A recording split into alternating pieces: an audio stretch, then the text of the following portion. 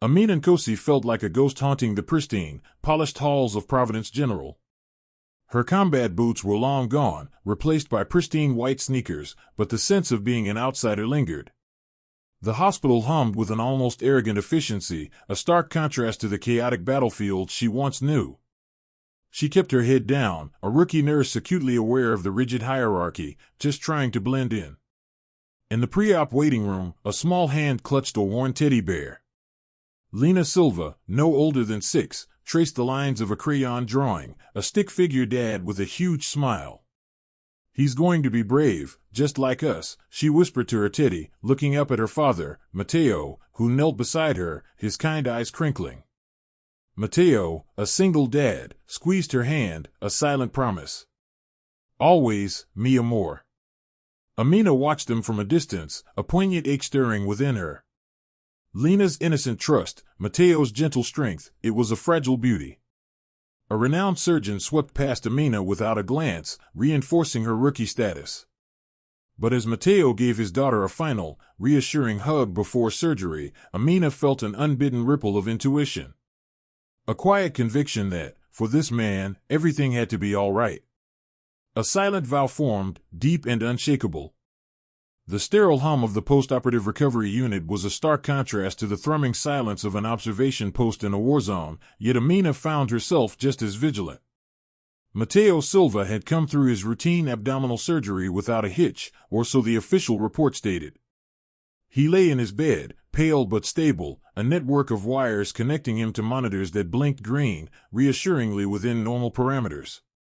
Lena, allowed a brief, supervised visit, had pressed a small, hand-drawn card into his hand, a vibrant crayon sun beaming down on a smiling stick figure family. Mateo had managed a weak smile, a whisper of mi amor, before drifting back to sleep. Everything, on the surface, was fine. But Amina's intuition, honed in the crucible of chaos, began to prickle. It was nothing overt, nothing that would flag on the sophisticated machines of Providence General. His heart rate, though steady, felt fractionally too quick to her, a subtle tremor underlying the rhythm. His breathing, shallow and even, lacked a certain depth, a full expansion she instinctively felt should be there. A faint, almost imperceptible sheen of sweat coated his brow, not enough for concern, but just enough to catch her eye. The color of his lips, a shade too pale, registered in the back of her mind. Individually, these were trivialities. Together, they whispered a warning. Dr. Kiran Singh, Providence General's celebrated lead surgeon, swept through recovery rounds like a king surveying his domain. His white coat was immaculate, his movements precise, radiating an air of untouchable competence. Beside him, Dr. Elara Dubois, a consultant known for her razor-sharp intellect and equally sharp tongue, reviewed Mateo's chart, her brow slightly furrowed, less from concern and more from a meticulous pursuit of perfection. Silva, Mateo. Post-appendectomy. Vital stable. Good recovery, Singh declared, a pronouncement rather than an inquiry, barely glancing at the man in the bed. Amina, standing quietly at Mateo's bedside, felt a surge of unease.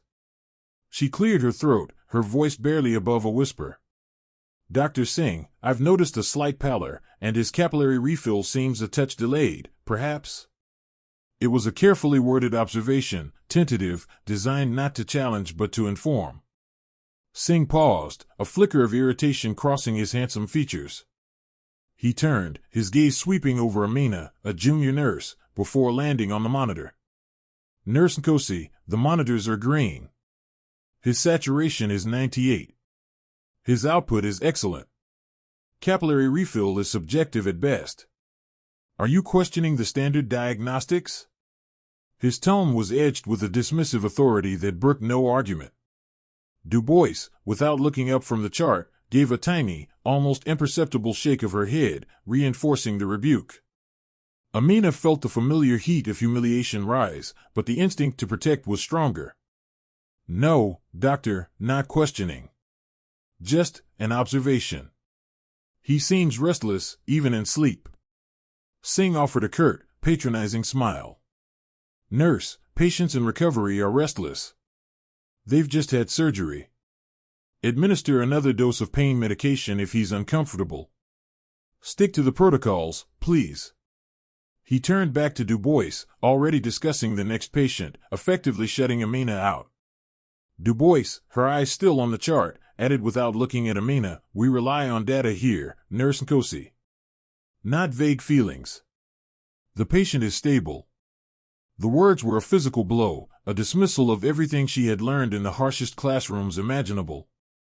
Amina retreated, her jaw tight, but her gaze never left Mateo. Her combat medic brain was screaming. It wasn't vague. It was a pattern, subtle, insidious, building. The almost imperceptible shiver that ran through him, the way his eyelids fluttered as if fighting something unseen. It was the quiet before the storm, the telltale sign she'd learned to read in moments of imminent collapse. She administered the pain medication, but her hands trembled slightly. The protocol was followed. Yet, as the minutes bled into what felt like hours, Mateo's pallor seemed to deepen, his breathing growing even shallower, his restlessness more pronounced beneath the sedation. The monitors still sang their lullaby of normalcy, a chilling counterpoint to the growing dread in Amina's gut.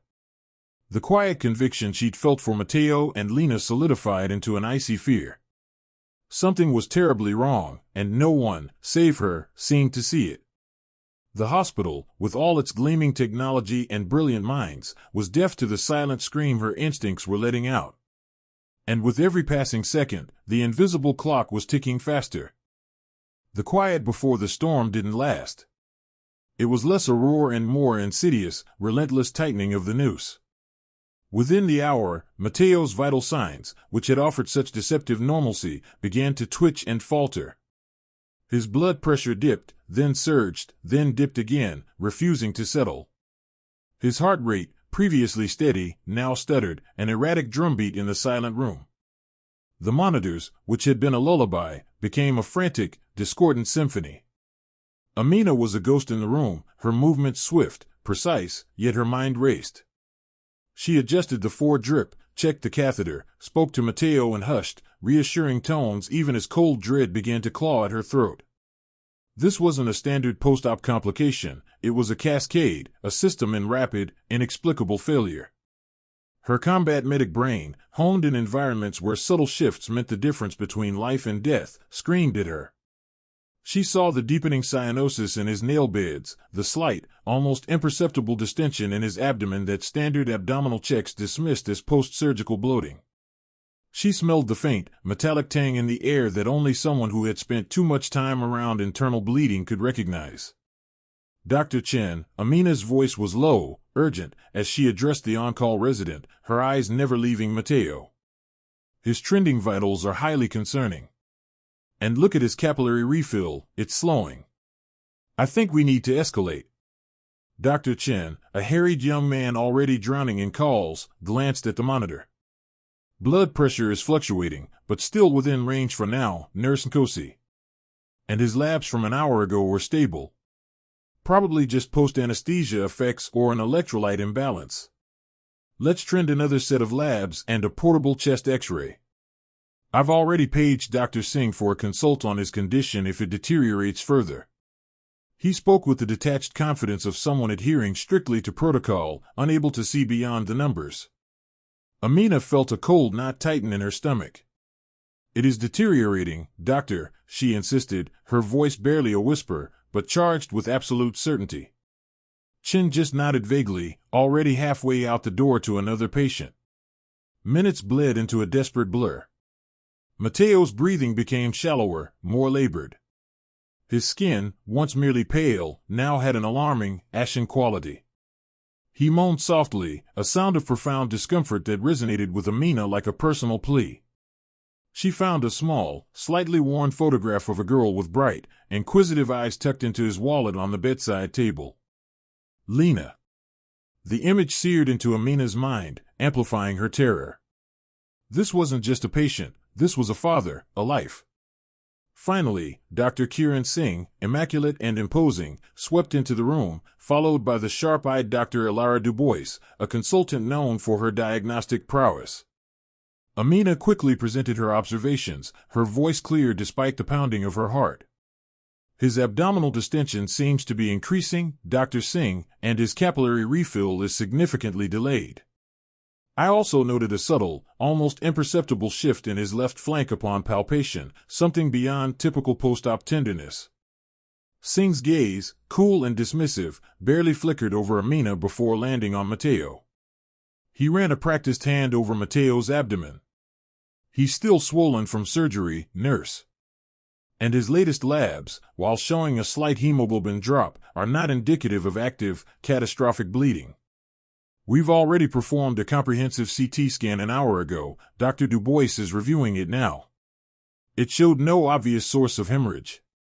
He waved a dismissive hand. "The CT is the gold standard, Nkosi. Perhaps the stress of the unit is getting to you. Keep a close eye on his vitals, administer another bolus, and we'll reevaluate if his hemoglobin drops further."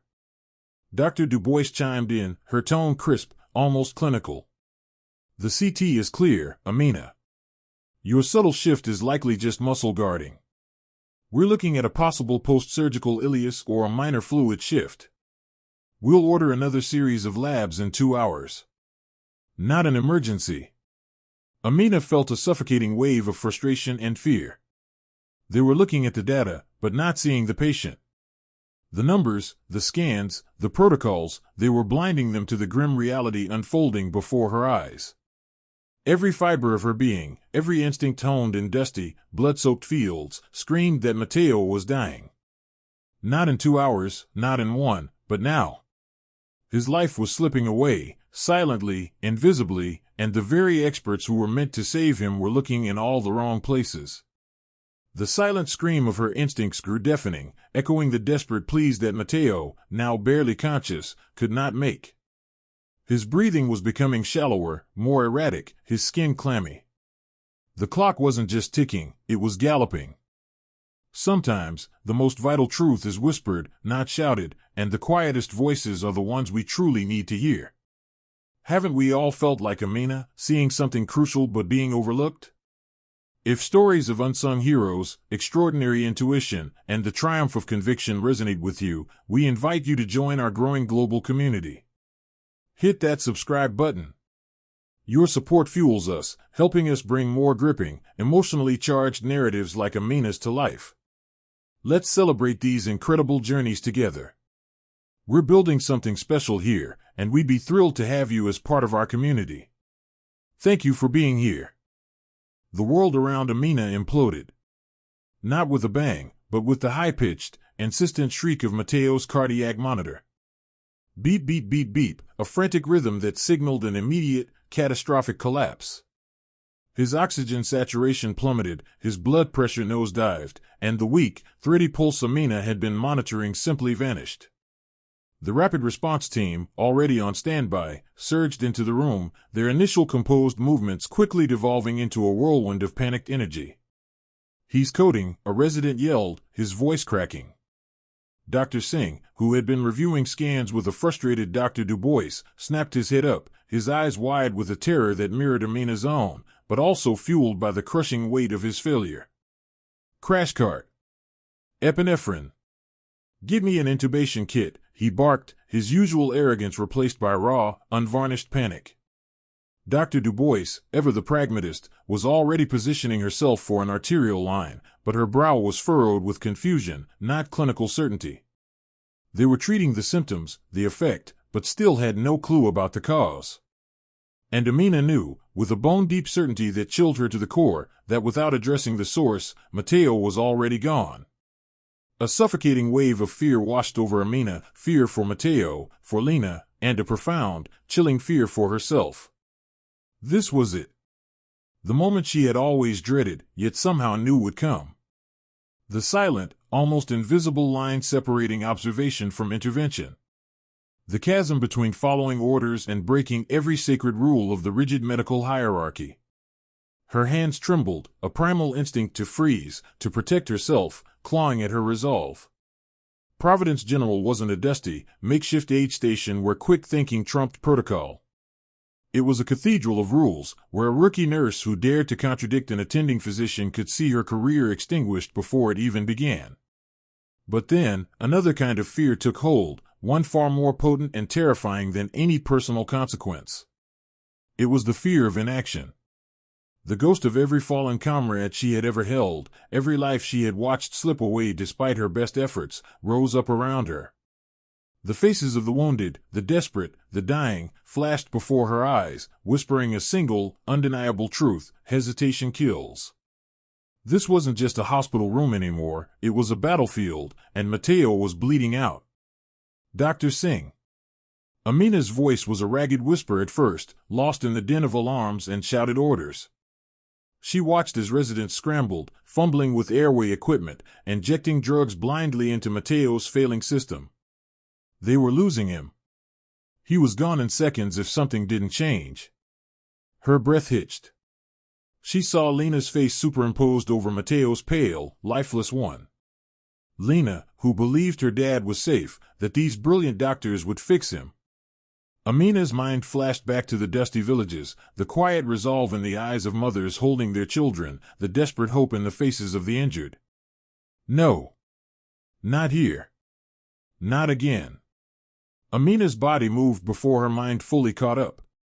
She pushed past a flustered resident, her hand reaching out, not for a crash cart paddle, but for Dr. Singh's arm. Her touch was firm, almost imperious. "He's not responding because you're treating the wrong thing," she yelled, her voice suddenly clear, cutting through the chaos like a surgeon's scalpel. It was sharper, more resonant than anyone in Providence General had ever heard from her. Dr. Singh, momentarily stunned by the audacity of a rookie nurse touching him mid-code, turned, his face a mask of fury and disbelief. "Nurse Nkosi, get back. This is not your place. You are jeopardizing. His life is jeopardized because you won't listen." Amina's voice rose, vibrating with an unyielding conviction that belied her quiet demeanor. Her posture, usually slightly hunched, straightened to its full height, her shoulders back, her gaze locked on Singh's. Her eyes, usually veiled, burned with an intensity that forced him to pause, if only for a second. It wasn't the look of a frightened junior staffer, it was the look of a leader, a warrior who had faced death too many times to back down now. The transformation was breathtaking. Dr. Dubois, startled by Amina's outburst, scoffed. "Have you lost your mind, nurse? He has no pulse. What exactly do you think we're missing? A tea leaf reading? It's not an ileus, and it's not a fluid shift." Amina pressed on, ignoring Dubois, her focus solely on Singh. "It's retroperitoneal. Lower right, deep. He's bleeding, internally. A vascular tear, small but fast. You need to get him back to the OR. Now. Or he will die right here." Her words were precise, not clinical jargon, but born of an almost primal understanding of the human body under duress. The sheer audacity, the certainty in her voice, was a shock. Dr. Singh's panic-stricken gaze darted from the flatlining monitor back to Amina. In his eyes, a desperate calculus was being performed. His brilliant mind had failed him. His conventional diagnostics were useless. All his expertise, all his years of training, had brought him to this abyss of failure. And then, this quiet, unassuming rookie, whom he had dismissed countless times, was offering a lifeline. Her conviction, unwavering and fierce, was the only clear, solid thing in a room drowning in chaos.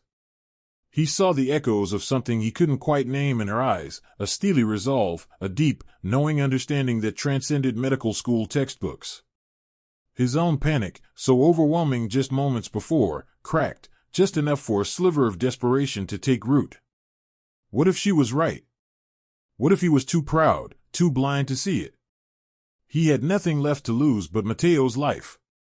"Retroperitoneal?" he repeated, his voice barely a whisper, a stark admission of his own bewilderment. He looked at her, truly saw her for the first time, not as a nurse, but as a person holding a terrifying, impossible truth. "Show me," he finally commanded, his voice raw, laced with the last vestiges of a panicked hope. It wasn't a question, but a surrender to the only clear voice left in the room. Amina didn't hesitate. The quiet, timid nurse was gone, replaced by the ghost of a combat medic, honed by fire and blood, now taking command. This was her battleground, and she knew exactly what to do. Amina didn't wait for a second invitation. The timid rookie was gone, vaporized by the searing urgency of Mateo's fading life. She moved with an unconscious grace, stepping closer to the sterile field, her eyes, once downcast, now sharp and commanding. Dr. Singh, her voice was a steady current, cutting through the static of panic. The initial repair holds. But the collapse, it's a secondary event, a slow, insidious drain. The pressure isn't building in a single pocket, it's diffusing. Think of it like a rupture that's not directly visible, a hidden leak behind a dam that's outwardly intact. She pointed, not with a gloved finger, but with a precise, almost magnetic focus in her eyes, directing Singh's gaze. The retroperitoneal space, yes, but not where you've already been looking. It's deeper. Posterior. Where the iliac vessels sit, nestled against the lumbar spine. A small tear, likely from the initial impact or a subtle shift during the procedure, hidden by facial layers, bleeding slowly, steadily, out of sight. Dr. Singh, his hand still holding instruments, hesitated. His medical education screamed against this. This was a nurse, a junior one at that, telling him, the celebrated Dr. Kiran Singh, where to find a bleed he and his team had failed to locate. But the cold, hard reality was etched on Mateo's flatlining monitors. His standard diagnostics had failed. His pride was a hollow shell against the roar of the heart monitor's dying song. Behind the fascia? Dr. Dubois scoffed, stepping forward, her voice sharp with disbelief. Nurse Nkosi, that area is notoriously difficult to access and visualize. We've meticulously explored the major vessels. There is nothing there to suggest a bleed of this magnitude. Amina didn't even glance at Dubois. Her gaze was locked onto Singh, a silent plea mixed with unshakable conviction. It's not magnitude, Dr. Dubois, she corrected, her tone devoid of deference, purely analytical. It's persistence. A slow, steady drain from a vessel protected, almost camouflaged, by its position. Like a hairline crack in a pipe that's been patched over but still seeps. It's the cumulative effect that's killing him. Singh's breath hitched. He saw the logic, the chilling, inescapable truth in her words, even as his ego recoiled. He looked down at Mateo, pale and utterly still. This was it. The last throw of the dice. With a profound, guttural sigh that seemed to drain all the air from the room, he gave a curt nod. Retract, he barked, his voice hoarse, directing the assistant surgeon to hold back tissue.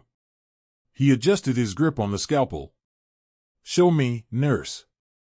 Precisely. Amina leaned in slightly, her voice dropping to a near whisper, yet it resonated with absolute clarity. Follow the inferior vena cava, Dr. Singh, where it ascends. Look laterally, behind the ascending lumbar veins, nestled deep. The bleed isn't erupting, it's weeping from a compromised branch, almost obscured by the retroperitoneal fat and lymphatics. It's the pattern of the physiological changes that points there, not the direct visual. The way the blood pressure drops without a corresponding visible cavity filling rapidly. Singh, against every fiber of his being, against years of training and ingrained hierarchy, obeyed. His hands, usually so confident, moved with a trace of uncertainty, guided by the quiet pronouncements of a rookie nurse. He pushed deeper, beyond the expected, meticulously dissecting the delicate layers Amina described. The tension in the oar was suffocating, every eye glued to Singh's hands, then to Amina's focused face. The low, mournful beep of Mateo's heart monitor seemed to echo the room's collective dread. Then, a sudden, sharp intake of breath from Singh. A gasp from the scrub nurse. A tiny, almost imperceptible discoloration appeared in the meticulously clean surgical field. A slow, dark seepage, like ink bleeding into water, began to stain the tissue Singh had just exposed.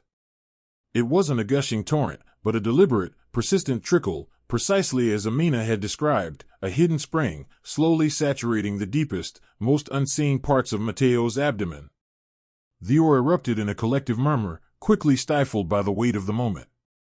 Dr. Dubois's jaw dropped, her earlier skepticism replaced by a stark, almost disbelieving wonder.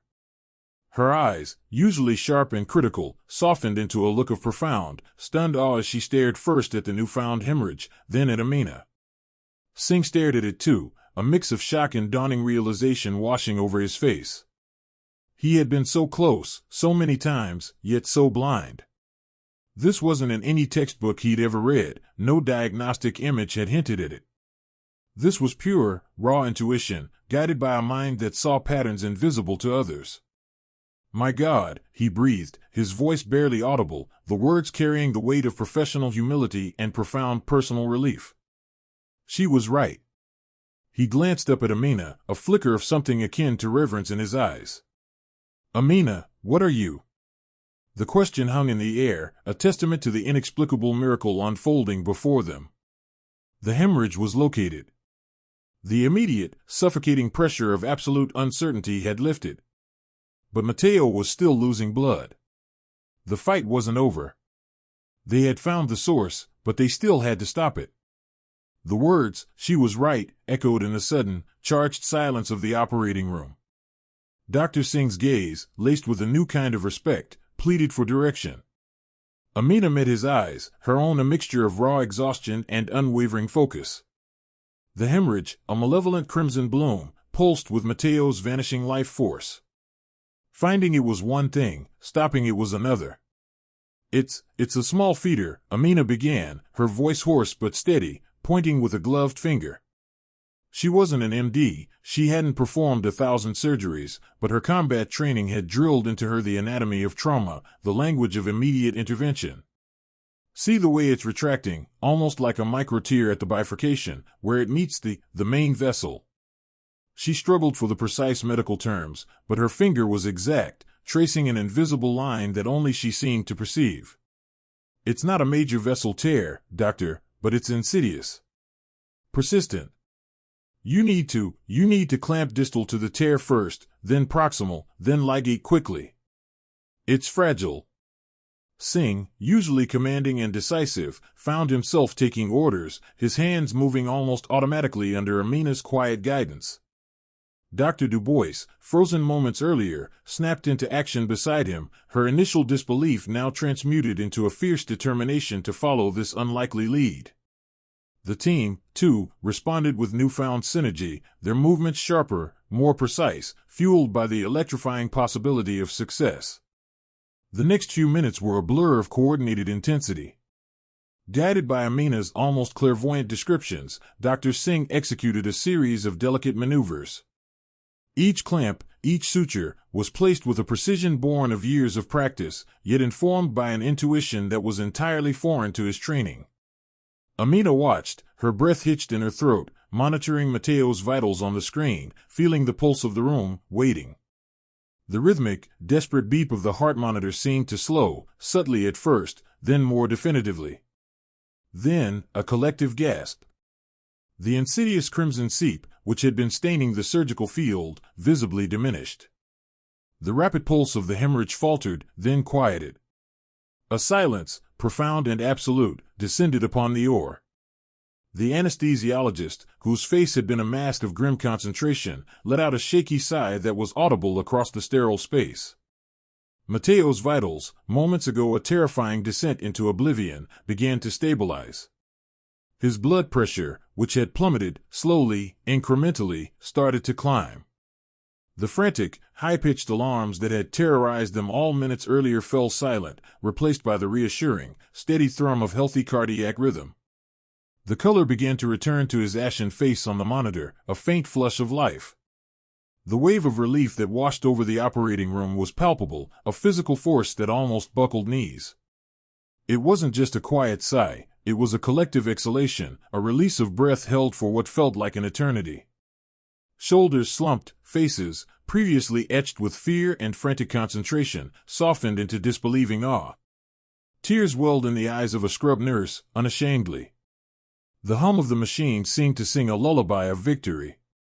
Dr. Singh leaned back, his gloved hand still hovering over the now calm surgical site, his gaze fixed on Mateo, then turning slowly, reverently, to Amina. His chest heaved with a deep, shuddering breath, the kind that evaluates not just air, but an immense burden. His voice, when it came, was thick with emotion, barely above a whisper.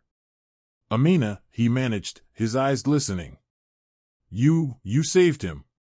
You saved him." The words were simple, yet they carried the weight of 1,000 apologies, 1,000 admissions of his own fallibility. He extended a hand, not to pat her shoulder, but to grasp her arm, a gesture of profound respect and gratitude. Dr. Dubois, her usually sharp features softened by the miracle she had just witnessed, stepped closer. Her eyes, still wide with shock, met Amina's. I don't know how you saw it," she confessed, her voice equally shaky. No imaging, no symptomology, nothing pointed to that. It was extraordinary. Truly extraordinary. She too felt the intense, overwhelming relief, a catharsis that purged the fear and doubt of the last hour. Amina felt the tension drain from her body, leaving her suddenly, profoundly weak. The adrenaline, which had been a roaring fire in her veins, flickered and died, leaving behind a cold, empty ache. Her knees threatened to give way, but she stood firm, her gaze still fixed on Mateo's now steady vitals. A quiet, humble triumph settled over her. She hadn't sought glory, she had simply acted. But the gratitude pouring from the seasoned surgeons, the sheer, overwhelming relief radiating from every person in that room, was a balm to her weary soul. The impossible had been achieved.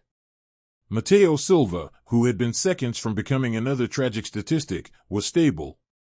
The operating room, moments ago a crucible of despair, now hummed with the quiet, reverent aftermath of a battle won against all odds.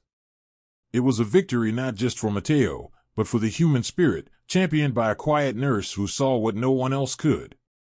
The faint, triumphant smile on Amina's face was the only outward sign of the incredible burden she had just lifted.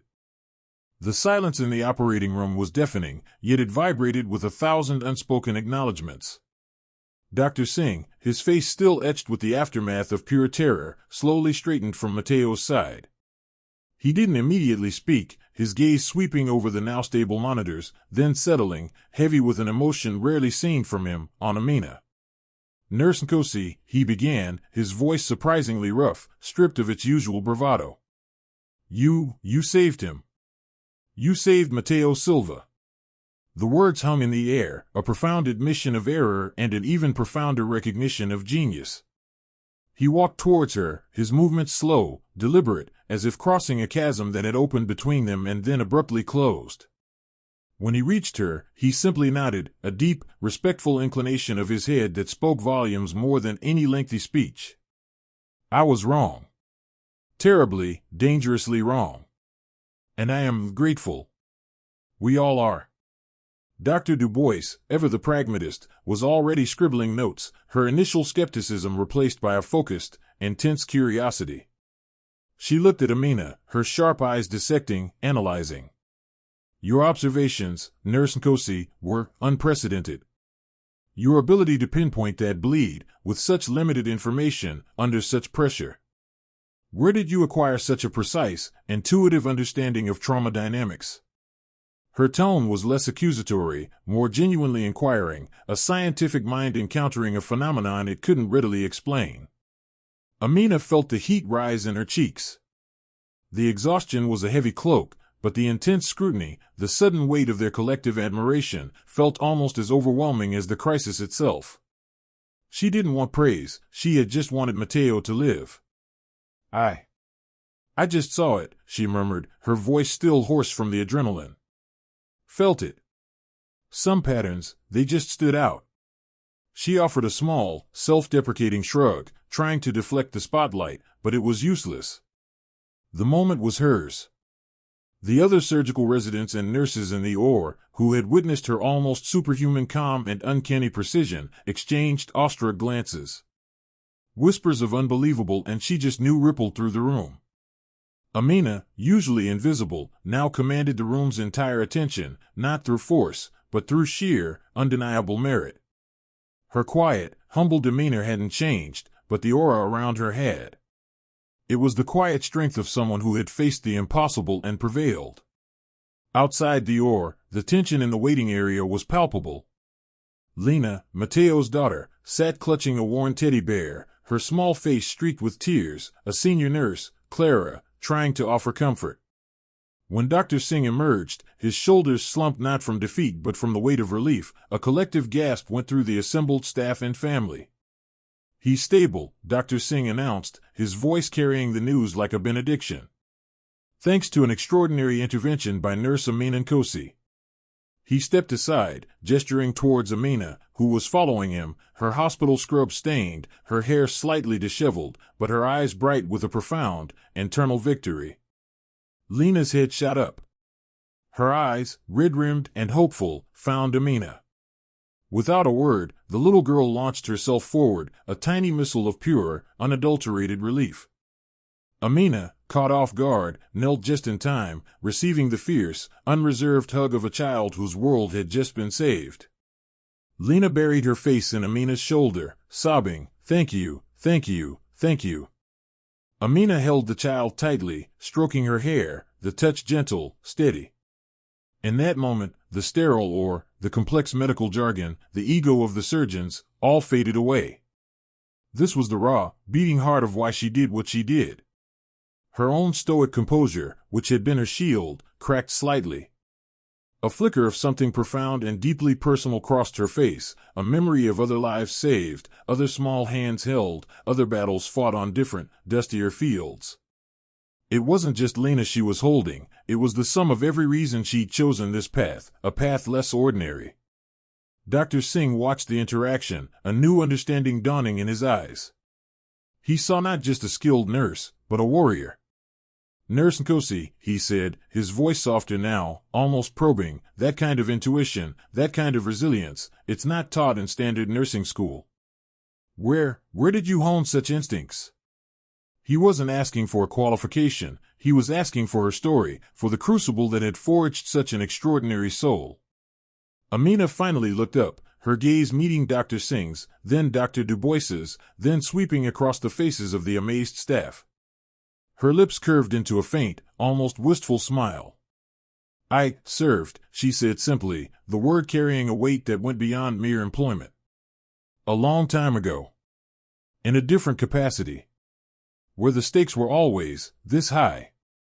She didn't elaborate, but the quiet dignity, the deep-seated weariness in her eyes, and the unwavering conviction in her voice, spoke volumes. The truth, or at least a powerful hint of it, hung in the air. Amina Nkosi wasn't just a rookie nurse. She was a veteran, a silent guardian, a woman who had seen the worst of humanity and still chose to heal. Her humility wasn't a facade, it was the genuine humility of someone who understood the true cost of life and death. The shift in perception was immediate and profound. She wasn't just acknowledged, she was seen, truly seen, for the first time. The quiet rookie had revealed herself as a force of nature, a calm in the storm, and Providence General would never look at her, or itself, the same way again.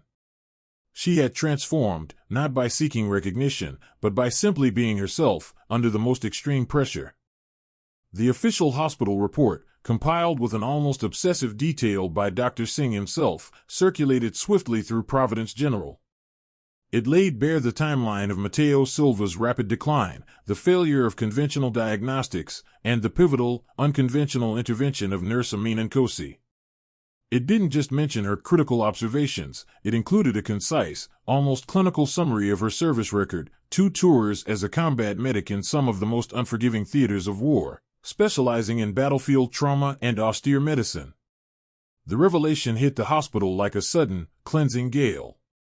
It explained everything, her preternatural calm, her uncanny eye for the unseen, her ability to function with precision amidst chaos. Amina wasn't just a rookie nurse, she was a seasoned veteran, her humble demeanor a natural outgrowth of experiences most could only dimly imagine. Dr. Kiran Singh, perhaps more than anyone, underwent a profound transformation. The incident had cracked open his carefully constructed edifice of arrogance, revealing the vulnerable, fallible man beneath. In the days following Mateo's recovery, he sought out Amina, not once, but repeatedly. His apologies weren't performative, they were laced with genuine remorse and a dawning understanding of his own limitations. He didn't just thank her for saving Mateo's life, he thanked her for saving his, for challenging his hubris and forcing him to confront the blind spots in his own expertise. He became her unlikely champion, publicly advocating for a new hospital initiative, a mentorship program pairing experienced nurses with new residents, emphasizing interdisciplinary collaboration and the value of non-traditional medical insights. His leadership style shifted, marked by a new openness and a genuine curiosity for perspectives beyond his immediate peer group. He still carried the weight of his reputation, but it was now tempered by humility, making him a more effective and far more human leader. Dr. Elara Dubois, however, found her professional landscape altered more abruptly. Her dismissive attitude towards Amina, detailed in numerous witness statements, led to an internal review. While her clinical skills remained unquestioned, her judgmental approach and refusal to consider alternative theories were flagged. She was mandated to undergo a series of interpersonal communication and team dynamics workshops, and for a period, found herself sidelined from the most high-profile, collaborative cases. The sting of public and peer disapproval forced a bitter introspection. For a doctor who prided herself on being sharp and perceptive, missing the obvious, and worse, actively shutting down a crucial perspective, was a blow to her professional identity she wouldn't soon forget. There were whispers that she was considering a sabbatical, perhaps to reevaluate her approach to medicine itself. Mateo Silva, oblivious to the drama swirling around his savior, made a remarkable recovery. Lena was his constant shadow, their bond stronger, forged anew in the crucible of fear and relief. Amina would often see them in the hospital cafeteria, Lena carefully peeling an orange for her dad, Mateo watching her with a tenderness that spoke of profound gratitude. A quiet nod would pass between Amina and Mateo, a shared understanding that transcended words.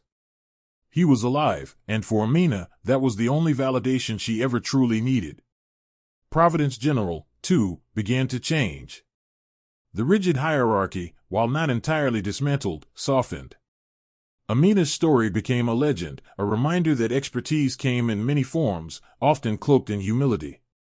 The hospital's HR department, after a thorough review of her credentials and unparalleled performance, revised its recruitment strategies, actively seeking out candidates with diverse, non-traditional backgrounds, understanding that true innovation often lay beyond conventional pathways. As for Amina, the quiet rookie nurse was no longer just a rookie. Her identity, once carefully guarded, was now openly embraced. She found herself in demand, not just for specialized roles within Providence General, a new rapid response unit, a trauma diagnostics team, but as a consultant, a mentor, and a beacon of a different kind of medical hero. Her authentic life wasn't a sudden, dramatic shift, it was a settling into her true self. She walked the halls with the same quiet grace, but now there was an undeniable authority in her step, a quiet confidence that resonated with respect, not just from others, but from within herself. She no longer had to hide, no longer had to diminish her past to fit in. Her past had become her greatest strength, illuminating a path forward not just for herself, but for an entire institution. She embodied the profound truth that sometimes, the most extraordinary strength isn't in what you know, but in your willingness to see what others miss, and in the quiet courage to speak truth to power, even when your voice feels small. The lasting change wasn't just in saved lives, but in lives transformed, the culture of a hospital evolving, and the quiet testament to hope and human growth that Amina Nkosi had become. Amina's extraordinary journey reminds us that true heroism often lies not in the loudest voice, but in the quiet conviction to see what others miss, and the courage to act upon it. Her story celebrates the incredible power within each of us to make a profound difference. What quiet strengths do you believe go unnoticed in our world, or perhaps even within yourself? We'd love to hear your thoughts in the comments below. If Amina's tale resonated with you, please consider joining our global community by hitting that subscribe button. Together, your support helps us craft more inspiring and compelling narratives. Thank you so much for watching and for being such a valued part of our journey. We truly appreciate you.